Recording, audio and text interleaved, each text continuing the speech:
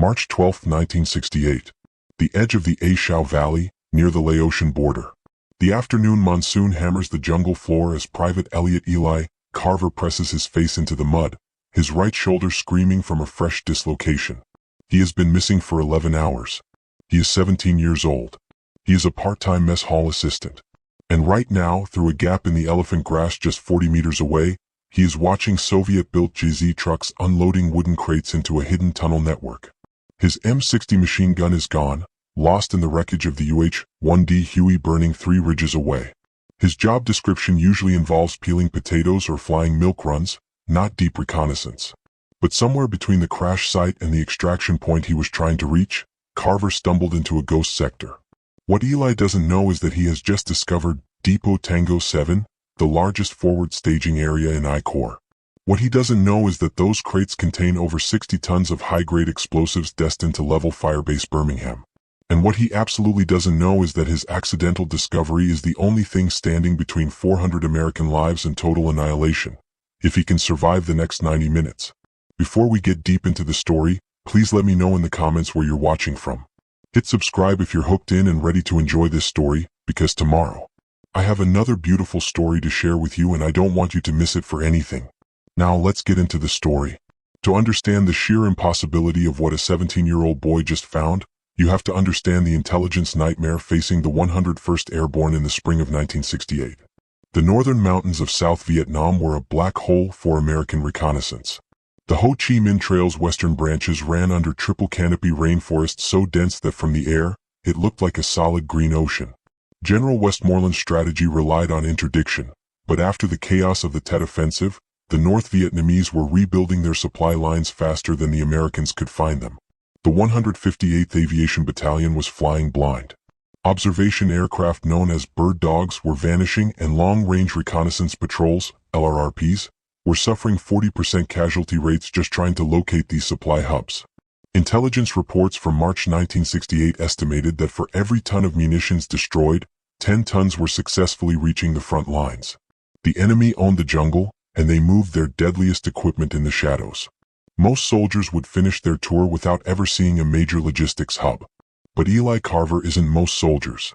He lied about his age to enlist. He's technically a child in a war of men. And he is currently the only pair of eyes on a secret that could change the course of the spring offensive. The clock is ticking. The convoy leaves in an hour. And Eli Carver is alone, injured, and armed with nothing but a map he can't read and a secret that is about to make him the most hunted man in the valley. By March 1968, the airspace over I-Corps wasn't just hostile, it was a meat grinder.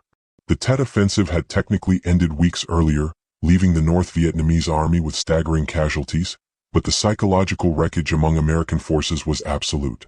The 158th Aviation Battalion, part of the 101st Airborne, flew the northern border regions where Laos, North Vietnam and South Vietnam converged, a cartographer's nightmare and a pilot's graveyard. The western branches of the Ho Chi Minh Trail remained a black hole. Aerial reconnaissance was failing. In February and March alone, 11 observation aircraft had vanished into the triple canopy, taking 18 crewmen with them. Ground patrols suffered 40% casualty rates just trying to peek under the green curtain to find where the enemy was hiding. Colonel Barstow, the battalion commander, had put it grimly in the briefing room, "They're rebuilding faster than we can interdict." The NVA supply lines were hemorrhaging munitions south to replace their Tet losses, and the Americans were fighting blind. For the men hanging out the open sides of the UH-1D Hueys, the statistics were personal. Between January and March, 127 helicopters had gone down in I-Corps. The average life expectancy of a door gunner in a hot landing zone was calculated at 5 minutes. It was a statistic Private Eli Carver tried not to think about as he hauled insulated food containers across the pierced steel planking at Firebase Sally. Carver was an anomaly, a hybrid soldier, existing in the gray area between the mess hall and the flight line. "Are you a gunner or a cook, Carver?" was the standard greeting from the infantry. His answer was always the same, "Whatever gets me in the air, sir."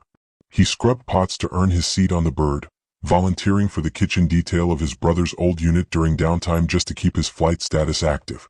On the morning of March 12th, the mission board listed a standard resupply run to Firebase Birmingham, a dusty outpost pushing dangerously close to the A Shau Valley. The cargo for Cowpoke 7-2 was a bizarre mix of the lethal and the domestic. 5.56mm ammunition crates stacked next to medical supplies, mail, and, because Carver was involved, containers of hot air rations. Aircraft Commander Warrant Officer Dusty Rhodes and pilot W.O. Jackson were already going through the pre-flight checklist.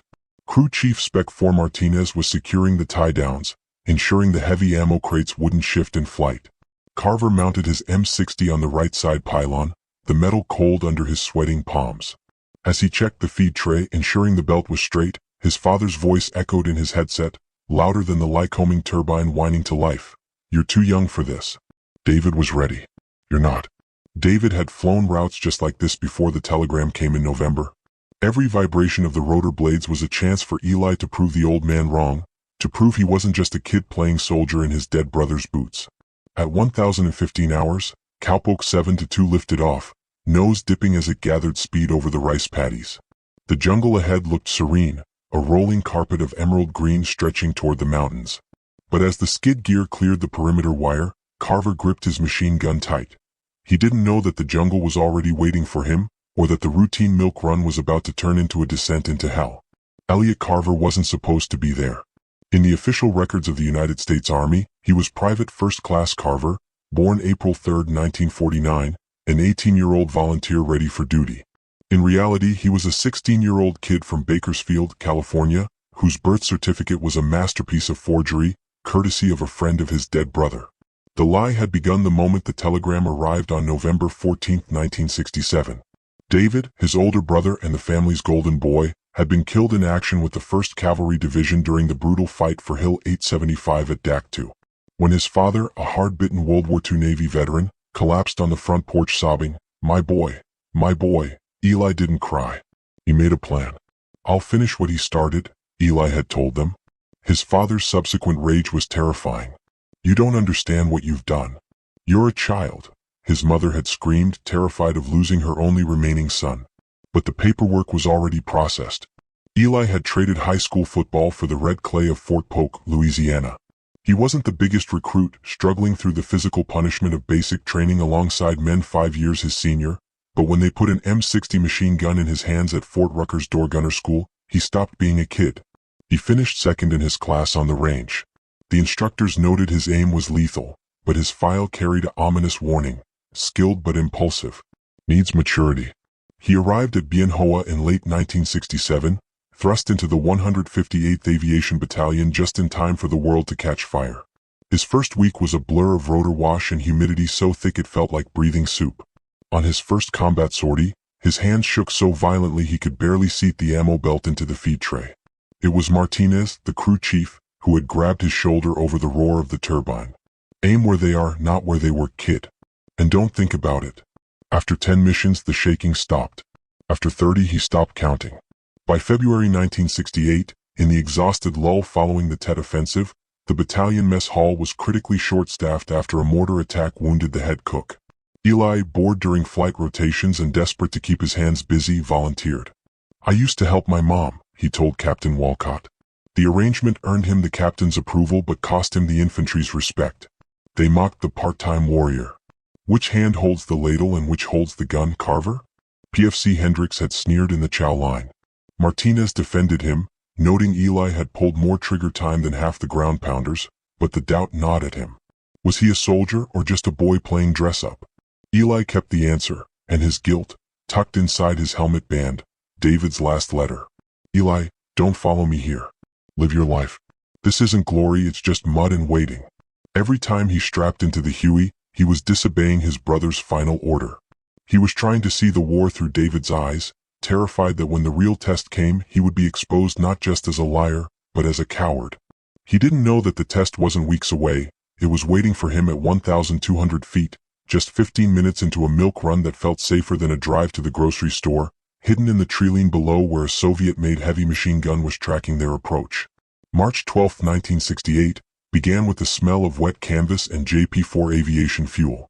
At 0945 hours on the Firebase Sally flight line, the humidity was already suffocating. UH-1 detail number 66 to 16,728 sat heavy on its skids, loaded to its maximum gross weight with 2,800 pounds of cargo. It was a flying truck, packed with crates of 5.56mm ammunition, medical supplies, mailbags, and, because Carver was pulling double duty, insulated Meramite containers filled with hot chow. Carver checked the feed tray of his M60 on the right side, the metal slick with condensation. The flight plan was a standard milk run. Follow Highway QL1 north, then bank west through the foothills to Firebase Birmingham, a 28-minute hop. At 1015 they pulled pitch. As the Huey climbed to 1,500 feet, the manicured squares of rice paddies dissolved into the chaotic green sprawl of the jungle. Carver scanned the treeline, his boots dangling over the edge of the skid. The wind roared, drowning out everything but the static in his headset. He looked down at the endless canopy and thought of David. Same trees, he thought. Same heat. Same waiting. At 1,134 hours, 15 kilometers east of Birmingham, the waiting ended. There was no sound, just a sudden violent shudder as the airframe absorbed 3 impacts. Then came the noise, the terrifying jackhammer thump-thump-thump of a Soviet 12.7mm DSHK heavy machine gun firing from a hidden position directly below. The plexiglass windscreen didn't break. It spiderwebbed, exploding inward in a shower of diamond dust fragments. Taking fire. Taking fire. Warrant Officer Jackson screamed, his voice cracking over the intercom. The instrument panel erupted in sparks. A fine red mist sprayed through the cabin, hydraulic fluid, atomized and hot. The Huey lurched violently to the right as the tail rotor linkage severed. We're going down. Mayday, mayday, cowpoke 7-2 going down. Warrant Officer Rhodes yelled, fighting the cyclic stick that had turned to lead in his hands. The centrifugal force of the spin pinned Carver against the door frame. Inside, Crew Chief Martinez lunged across the cargo bay. Secure the ammo crates, he shouted, but it was too late. The nose dropped. The rotor RPM horn began its low, dying wail. They were falling out of the sky at 90 knots, plummeting into the triple canopy. Brace, brace. We're going into the trees. At 200 feet, the green floor rushed up to meet them. This is gonna hurt, Carver whispered. The main rotor blades clipped the apex of a hardwood tree at 100 knots, disintegrating in a blur of shrapnel. The fuselage tumbled violently to the left. In the cargo bay, physics took over. A 200-pound crate of ammunition broke free from its tie-downs, sliding across the diamond plate floor like a battering ram. It slammed into Carver's legs, the sheer mass snapping the metal clip of his monkey strap. Suddenly he was untethered. The helicopter rolled and gravity did the rest. Martinez reached out, his fingertips brushing the fabric of Carver's sleeve, and then the world was gone. Carver fell 80 feet through the green oblivion. He crashed through the upper canopy, branches whipping his face, slowing his velocity just enough to prevent immediate death. His right shoulder slammed into a thick limb with a sickening pop of dislocating bone. He tumbled further, back smashing against smaller branches, until he hit the jungle floor with a thud that knocked the breath from his lungs. Silence. For a long minute, there was only the sound of rain dripping on broad leaves. Then, a distant, massive crash shook the ground, the Huey impacting 200 meters away. Carver lay face down in the decomposing leaf litter, gasping for air that wouldn't come. Pain radiated from his shoulder in white-hot waves. I'm alive? The thought seemed absurd. He tried to push himself up, but his right arm refused to obey, hanging at a grotesque angle. He reached for his M60, it was gone. His radio was a shattered mess of plastic on his back harness. He had his M1911 pistol and 14 rounds. He froze. Voices. Not English. They were moving through the brush, guttural commands spoken in Vietnamese, sweeping toward the crash site. The NVA weren't just shooting down helicopters. They were hunting the survivors.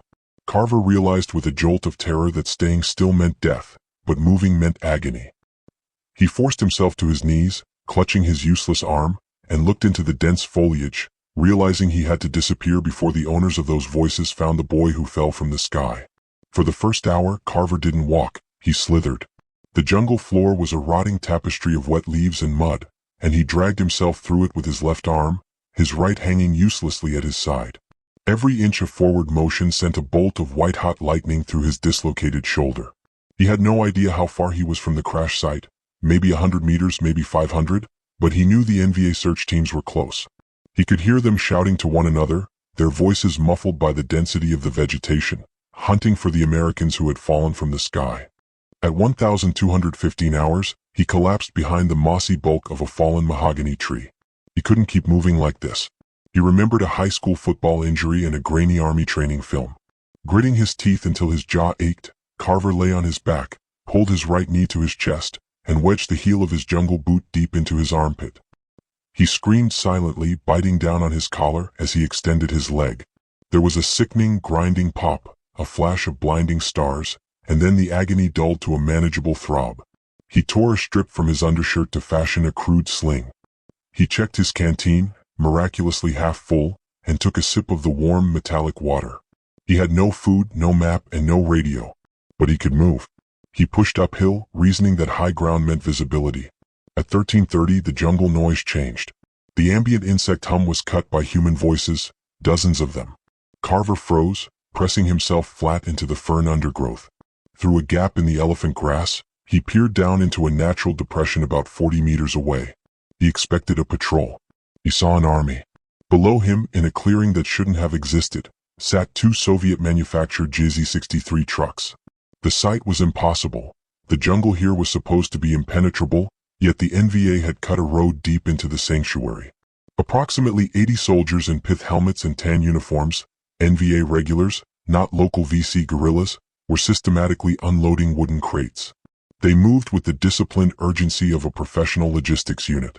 Carver watched for 7 minutes, his heart hammering against the mud. He saw a crate break open, spilling familiar olive-drab cylinders. 122mm rockets. He recognized them instantly from the nightly bombardments at Firebase Sally. There were mortars, RPGs, and small arms ammunition, all vanishing into expertly camouflaged semi-subterranean bunkers reinforced with teak logs. This wasn't a temporary cache. This was a forward staging depot. The math hit him harder than the crash. Post-Tet, the NVA were supposed to be shattered, yet here they were, stockpiling 60 tons of death less than 15 kilometers from Firebase Birmingham. If this ammunition reached the front, the 400 men at the Firebase wouldn't stand a chance. He was the only human being on the Allied side who knew this place existed. He backed away inch by agonizing inch, terrified that a snapping twig would end his life. It took him 40 minutes to move 100 meters. Once he felt safe enough to stand, a new panic set in. The triple canopy jungle completely blocked the sky. He had no compass to find the sun, no landmarks to orient himself. He was flying blind in a green cage. Desperate, Carver looked up. The only way to save Birmingham was to report the depot, and the only way to find a firebase was to see the horizon. He spotted a massive dipterocarp tree, its trunk rising like a pillar, disappearing into the ceiling of leaves. To find his way home, the boy with the bad shoulder realized he would have to do the one thing more dangerous than walking through the enemy's backyard. He would have to climb out of it. The tree was a dipterocarp hardwood, a gray pillar of timber shooting 150 feet straight up into the humidity. From the ground it looked impossible. To a 17-year-old with a dislocated shoulder and no climbing gear, it looked like suicide. But the jungle floor was a maze of green noise and no direction. Carver untied his improvised sling, gritting his teeth as the weight of his arm pulled on the socket. He stripped off his jungle boots, tying the laces to his belt. He needed his toes to grip the bark. "This is insane," he whispered to the ants marching up the trunk, "but I don't have options." The first 40 feet were manageable, the branches thick and steady. But past 70 feet, the hardwood thinned. The wind picked up, swaying the upper canopy and threatening to peel him off the bark. He paused, forehead pressed against the wood, sweat stinging his eyes. A memory flashed, being 12 years old, stuck in the oak tree in his backyard, his mother shouting from the porch. "She's going to kill me if the NVA don't," he thought. He forced himself to move, testing every handhold, refusing to look down at the 80-foot drop that waited to finish what the helicopter crash had started. At 1,503 hours, his head broke the surface. It was like surfacing from deep water. The air above the canopy was clean and cool, stripping away the claustrophobia of the jungle floor. He scanned the horizon. To the southeast, a faint column of gray smoke rose against the blue, Firebase Sally. It was over 30 kilometers away. He'd never make it. He turned northeast. A closer, darker smudge of smoke stained the sky, maybe 8 kilometers out. Firebase Birmingham. It was closer, and if his calculations about the ammo depot were right, it was already in the crosshairs. He spent 11 minutes memorizing the terrain. A ridge to the east, a valley opening to the south. He fixed the sun's angle in his mind, created a mental map, and began the descent. The trek back was a blur of exhaustion and adrenaline. He moved northeast, using shafts of sunlight piercing the canopy to maintain his bearing. At 1,700 hours he froze. Voices ahead, hushed, disciplined Vietnamese. He diverted 500 meters to the right, waiting 20 agonizing minutes in a clump of ferns until the patrol faded. By 1830, dusk was turning the jungle into a wall of black ink. Then he heard it, the distinct, rhythmic thump-crump of American 105mm howitzers firing harassment and interdiction rounds. It was the sweetest sound he had ever heard. At 19:15 hours, he saw the artificial glow of floodlights cutting through the mist. The perimeter wire. This was the most dangerous moment. Nervous sentries on the night shift shot at shadows first and asked questions later. He stopped 100 meters out, took a breath, and screamed, "American! American! Don't shoot! 158th Aviation! Halt! Identify!" The challenge came from an invisible bunker, accompanied by the metallic clack-clack of a bolt-racking home. Private Carver Elliott, door gunner on Cowpoke 7-2. We were shot down. A spotlight swept the tree-line, blinding him. He raised his hands, the movement firing agony through his shoulder. Cowpoke 7-2, the voice shouted back, laced with disbelief. "Kid, your crew reported Ukiah 6 hours ago." "Well, I'm here," Carver yelled, stepping into the light. "And I have information. Big information." As the concertina wire was pulled back to let him in, Carver didn't know that surviving the jungle was the easy part. The real battle would be convincing the officers inside that a dead teenager had seen the impossible. Inside the Tactical Operations Center at Firebase Birmingham, the air smelled of stale coffee, cigarette smoke, and nervous sweat.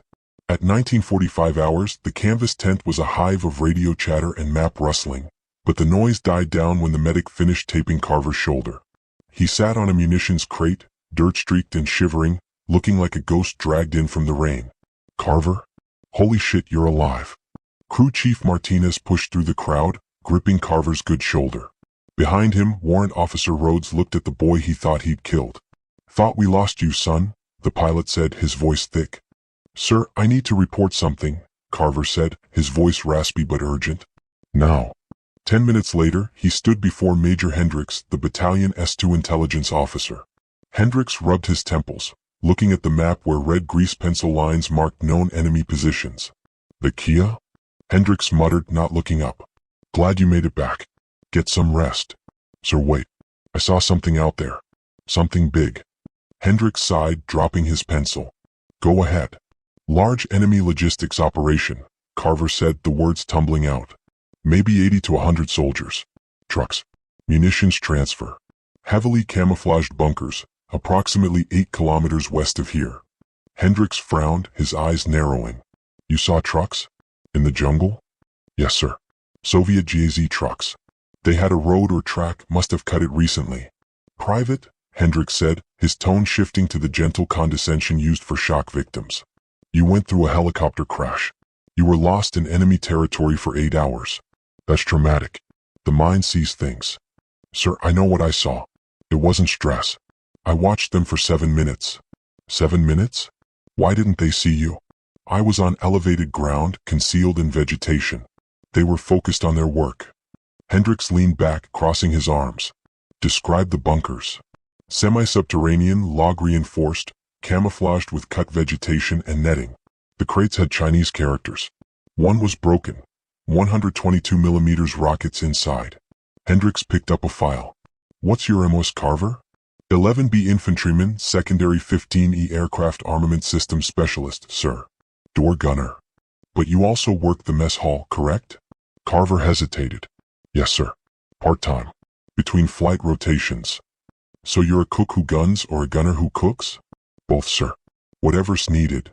"Have you had intelligence training? Reconnaissance school? BDA training?" "No, sir. Just basic infantry and aircrew." Hendricks tossed the file onto the table. "Private, I don't doubt you saw something. Probably a patrol taking a break, maybe resupplying from a cache. But 80 soldiers? Trucks. That's a major logistics operation, and we've had recon teams sweeping that area for weeks. They found nothing. Maybe they weren't looking in the right place, sir.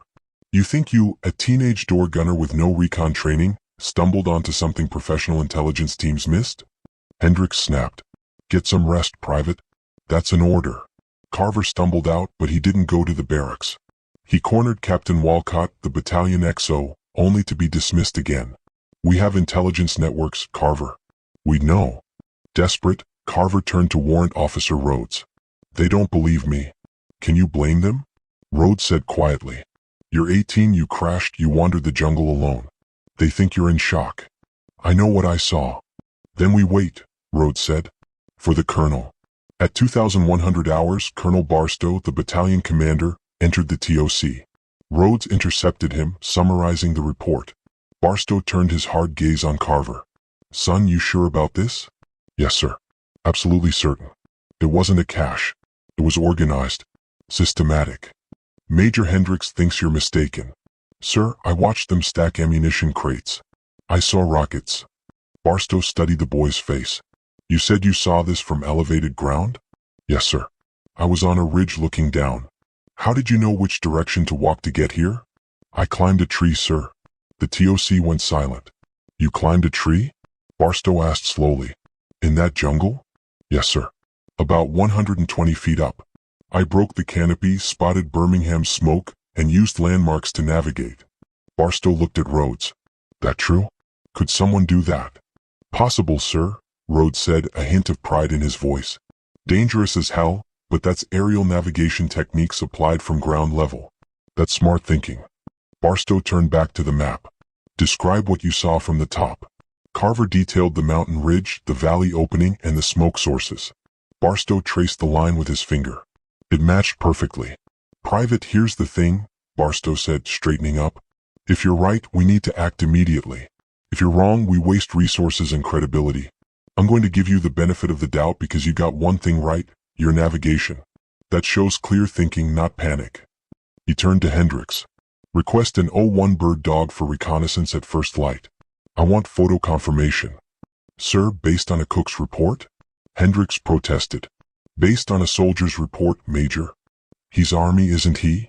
Barstow cut him off, then looked back at Carver with eyes like flint. "You'll fly with the observer. Point out exactly where you were. But don't thank me yet, son. If we find nothing, you're going to look very stupid. And so will I." At 0615 hours on March 13, 1968, the mist clinging to the perforated steel planking of Firebase Birmingham's airstrip felt cold. Carver, his shoulder heavily taped, squeezed into the cramped rear seat of a Cessna A1E bird dog. Up front sat Captain Rattler Donovan, a seasoned forward air controller, and Lieutenant Fisher, the intelligence officer whose skepticism radiated stronger than the aviation fuel fumes. "Show us where you think you were, Private," Fisher said as the bird dog clawed its way to 2,500 feet. Carver stared out the window. The jungle from above was a chaotic green ocean, disorienting and vast. He traced the ridgelines, his finger trembling slightly against the map. "Approximately here, sir. Follow this ridge northwest." Donovan flew a systematic grid pattern, dropping to 1,800 feet. The first pass revealed nothing but endless canopy. "I'm not seeing anything, Lieutenant," Donovan radioed. "You sure about this?" Fisher glanced back. "It's camouflaged, sir," Carver insisted. "Look for unnatural shapes. Straight lines. Nature doesn't make straight lines." At 0652, Carver pointed. "There. That depression between the ridges." Donovan banked left, circling lower. Fisher raised his binoculars but shook his head. "Dense canopy. That's it." "Go lower," Carver urged. "Look at the shadows." "Lower means we're dead if they shoot," Donovan warned, but he dropped the nose. At 1,200 feet, Carver pressed his face to the plexiglass. "There. See those shadows? They're too regular." "One more pass," Donovan muttered. 800 feet. The little plane descended into the kill zone. At 80 knots, they were a slow-moving target. Fisher's binoculars locked on the trees. "Wait, the foliage color is off. It's wilting." "That's the cut vegetation," Carver said. "And those aren't natural terrain features," Fisher whispered. "Those are structures." "I see it now," Donovan said. "Straight edges." "Confirmed." Suddenly, green tracers arced up from the jungle floor. "Hang on." Donovan yanked the stick, banking hard right as the aircraft shuddered from the shockwave of passing rounds. They climbed away at full throttle, adrenaline spiking. At 3,000 feet, Donovan keyed the radio. "Sabre 6, this is Rattler 2-1. Target confirmed. Multiple structures camouflaged in grid coordinates XD427-889. Estimate company strength force, visible vehicles, munitions stockpile. Request immediate strike package. Over. Colonel Barstow's voice crackled back. Good work, Rattler. RTB. We'll handle it from here. Fisher turned to Carver. Private, you were right. Carver didn't feel victory, only a heavy, exhausting relief. By 1320 hours, the sky above the depot was crowded. 4 F-4C Phantoms from Da Nang and 2 Navy A-4 Skyhawks from the USS Hancock circled like sharks. Birmingham's 105mm howitzers fired white phosphorus rounds, marking the target with plumes of smoke. Mark on target. Cleared hot, Donovan radioed. The first pair of Phantoms rolled in from 8,000 feet, dropping 12 Mk-82 500-pound bombs. The jungle floor erupted. The second pair followed 30 seconds later. 8 seconds after the last bomb hit, the world ended. A secondary explosion ripped through the valley, a fireball rising 2,500 feet into the air, a pillar of incandescent orange and black. The shockwave flattened the surrounding vegetation in a perfect concentric circle, bouncing Donovan's aircraft at 4,000 feet. Jesus Christ, the pilot yelled. The detonation rolled on for 9 minutes. A deep, chest-rattling thunder felt 8 kilometers away at Birmingham. The post-strike assessment was apocalyptic. A crater 180 meters wide smoked in the center of an incinerated radius. Intelligence later confirmed over 60 tons of munitions destroyed. Rockets, mortars, explosives meant to level the firebase. That afternoon, Colonel Barstow called Carver to his tent. "I owe you an apology, Private," he said, extending a hand. "My staff doubted you. But you saved American lives today. That's what matters." He paused, his expression serious. "I'm recommending you for the Army Commendation Medal with V device and the Distinguished Flying Cross." "Sir, I just did my job," Carver stammered. "That's what heroes always say," Barstow replied. Carver left the tent, the weight of the medals already heavy on his conscience. He had saved lives, yes. But as he looked at the smoke still drifting from the west, he knew his war wasn't over. In fact, the enemy was about to confirm his story in the most violent way possible, proving that sometimes, being right is the most terrifying thing of all. For 18 days after the airstrike, Firebase Birmingham sat in a silence that felt heavier than the humidity. Intelligence officers warned that the second wave of the Tet offensive was imminent, but the jungle remained still. Carver was back on the flight roster, riding the skids of a replacement Huey, scanning the treeline that had almost swallowed him whole. He felt the eyes of the infantry on him, the kid who called in the thunder, but the doubt lingered in the back of his own mind. Had he really made a difference or just blown up a patch of dirt? On April 1st at 0200 hours, the answer came screaming out of the darkness. A battalion-strength assault hit Birmingham's perimeter. Green tracers slashed through the wire, followed by the distinctive crump of 82mm mortars. The defenders braced for the saturation bombardment that usually preceded a human wave attack. But it never came. Instead of 60 rockets, there were 18. The mortar fire was sporadic, rationed. The NVA infantry hit the wire in 3 waves, fierce and disciplined, but they were conserving ammunition. The battle raged for 6 hours. There were perimeter breaches and desperate hand-to-hand fighting in the trenches, but by 0530 the low clouds broke. An AC-47 Spooky gunship arrived overhead, its miniguns pouring a stream of red fire into the treeline at 6,000 rounds per minute.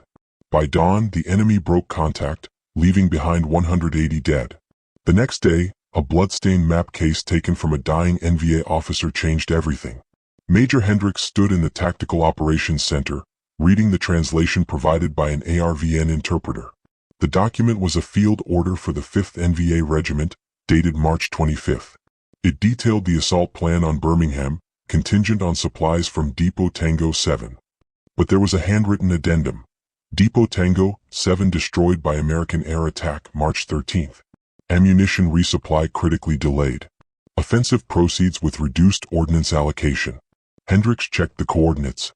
Tango 7 was exactly where Carver had pointed. The math was terrifyingly simple. The 60 tons of munitions Carver had spotted would have sustained an 8-hour barrage. Without it, the enemy infantry carried only 40% of their standard load. If that depot had been operational, Birmingham would have been overrun. On April 12th, the 158th Aviation Battalion assembled in rare dress uniforms at Firebase Sally. The heat was stifling as Colonel Barstow read the citations. Carver stood at attention, his chest tight as he was awarded the Distinguished Flying Cross and the Bronze Star with V device. Then the formation snapped to attention as General Creighton Abrams, the MACV commander himself, stepped forward.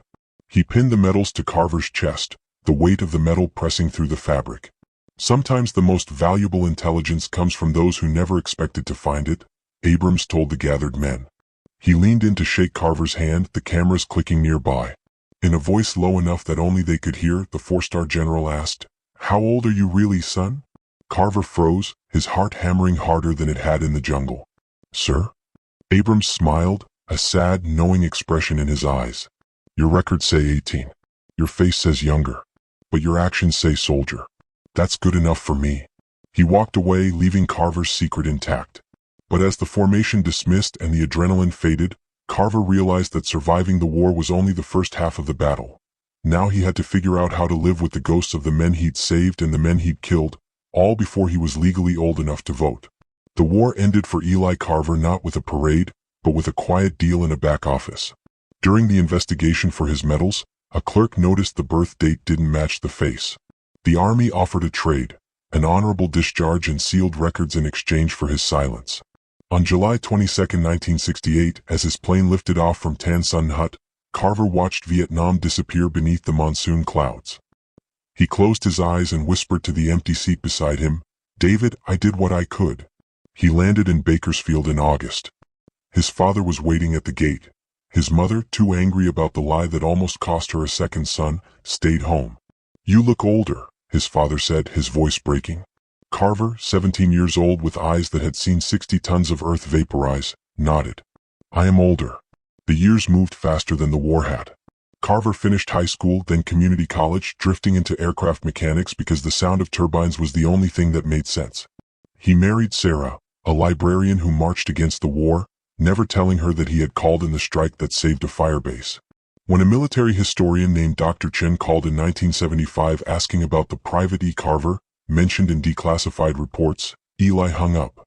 "I fell out of a helicopter and got lucky," he told the dial tone. "That's not a story." He tried to bury the memory of March 12th, but the men he saved wouldn't let it die. In 2006, Crew Chief Martinez finally tracked him down. Carver, now 56 but looking 66, walked into the reunion to find Rhodes and Fisher waiting. "You saved my life," Fisher, now a retired lieutenant colonel, said simply. When Carver tried to deflect, Martinez gripped his shoulder. "You climbed a tree in the middle of enemy territory to find your way home, Eli. That's not just reporting. That's a miracle." That night, by the fire, Carver finally realized they didn't see a child soldier. They saw a brother. The war finally caught up to him on March 12, 2011, exactly 43 years after the crash. The diagnosis was advanced heart disease, a parting gift from the Agent Orange defoliants used in the A Shau Valley. He passed away that August. His final words were to his son, "Don't look for glory. Just do what's right when the moment asks." As his eyes closed, he smiled and whispered, "I see you, David." The funeral shocked everyone. 340 people packed the Bakersfield National Cemetery. General Fisher flew cross-country to deliver the eulogy. "Eli Carver was 17 years old when he saved my life and 400 others," Fisher told the crowd. "He lied to serve. He walked through hell alone. And when we didn't believe him, he stood his ground. We measure heroes by medals, but Eli measured himself by the men who came home. By that standard, he was a giant." Today, the crater at grid coordinates XD427-889 has been reclaimed by the jungle, invisible beneath 40 years of vegetation.